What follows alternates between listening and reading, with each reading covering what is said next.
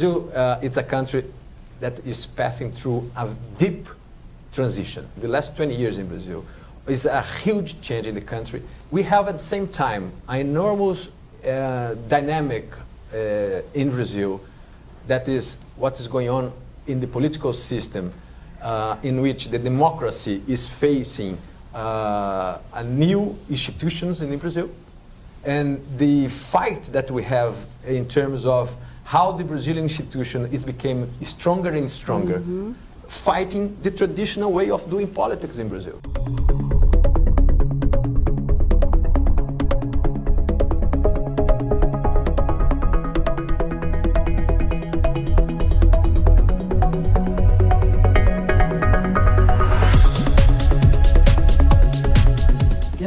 Not have a scenario, catastrophic scenario of any possibility of default or anything like that.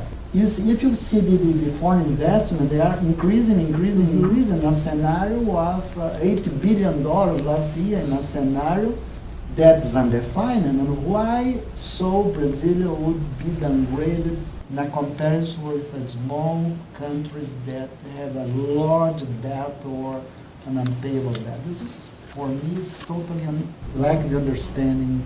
The good thing is that in the labor side, it became in force a new rule that changed a lot of things in terms of labor. Changed it in the good manner, in the good way. So things are improving. There are also tax reforms being voted, being discussed in the Congress to improve the taxes too.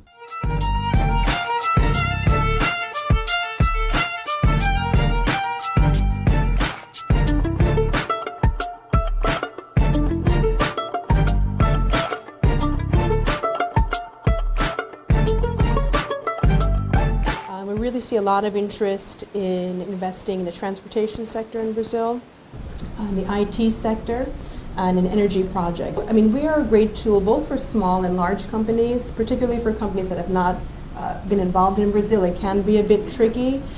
So we take a lot of the risk off of US companies. So we've been working in other countries around the world, and so I'm thrilled to announce just last month we signed an MOU with the Ministry of Planning, and Brazil will now be one of the countries that we are providing training in procurement. So we'll be in fact taking a group to the US next week from the federal, state, and municipal levels, from Ministry of Planning, energy sector, health, to learn World Bank's recent procurement policies, US best practices, and also international practices.